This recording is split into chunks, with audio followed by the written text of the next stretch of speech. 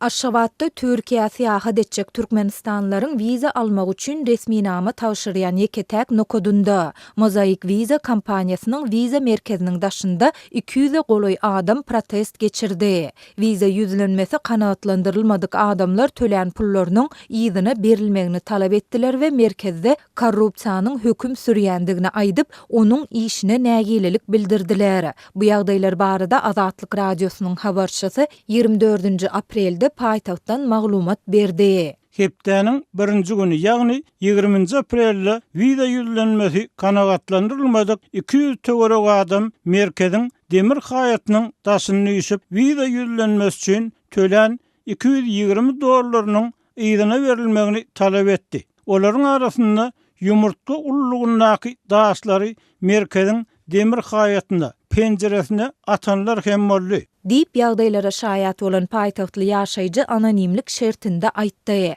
Bu aralykda merkeziň resmisi wiza ýüzlenmesi kanagatlandyrylmasa puluň ýyzyna berilmeýändiginiň şertnamada görkezilendigini aýdyp, wakanyň bolan ýerine polisiýa işgärlerini çağırdy. Merkeze gelen polisiýa işgärleri pulny talap edýän raýatlara 15 giýje gündüz wagtlaryň tutsaglyk bilen haýwat atdylar. Döwlen äpişki aýnasynyň özü hem jenaýat işini gozgamaga ýeterlik bolanlygy zerarly adamlar öýlerine gitmäge mejbur boldular. Häzir kimdir birine garşy jenaýat işiniň gozgalanlygy ýa-da gozgalmanlygy barada maglumat ýok.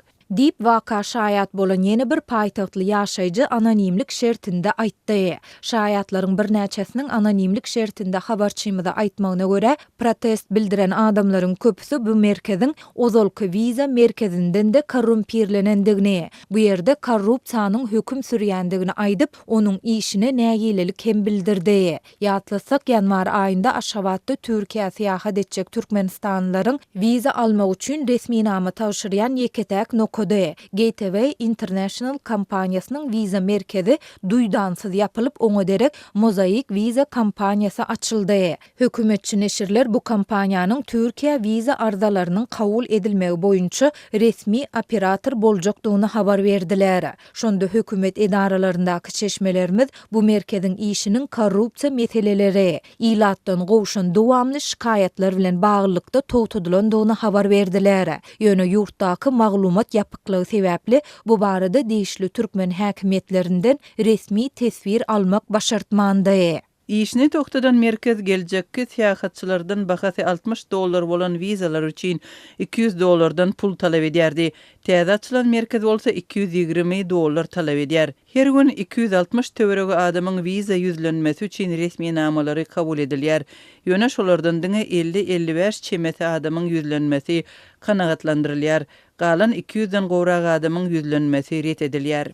Diýip ýagdaýlardan habarly Aşgabatly ýaşaýjy anonimlik şertinde aýtdy. Mozaik Wiza kompaniýasynyň resmi web sahypasynda bu merkeziň Türkiýe üçin wiza ýüzlenmelerini kabul etmek üçin Aşgabatdaky Türk ilçihanasy tarapyndan ygtyarlandyrylan resmi edara da bellenilýär. Şeýle-de onda merkeziň ýüzlenmeleri Aşgabatdaky Türk ilçihanasyna uğratmagy jogapkärdi we wiza kararynyň diňe ilçihana tarapyndan berilýändigini ygtalýar.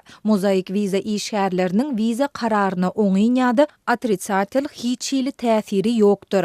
Eger muňa ters gelýän ýagdaý bilen duş gelseňiz, Mozaik Wizanyň ygtyarly wekillerine habar bermeňizi haýyş edýäris diýilip, kompaniýanyň sorag jogap bölüminde bellenilýär. Şol bir wagtda Türkmenistanlaryň ençemesi anonimlik şertinde habarçymyda beren maglumatynda raýatlary Türk wizasynyň berilip berilmejekdiginiň merkezde işleýän türkmen işgärleri tarapyndan kesitlenýändigini, uly möçürde para bermedikleriň wiza almagynyň tas mümkin däldigini aýdýar. Tansın olmaly we $2000 para bermeseň sana wiza çykaryp bermeýärler. Üstesinde de raýatlaryň wiza ýüzlenmesine tölen $220 hem ýyzyna gaýtarylyp berilmeýär. Bu bolsa ýyla arasynda nägileligi artdyrýar. Soňky hepdelerde merkeziň öňünde wiza ýüzlenmeleri kabul edilmedik adamlaryň protestlerine, piketlerine her hepde käte hepdede bir näçe gedek duş gelte bolýar.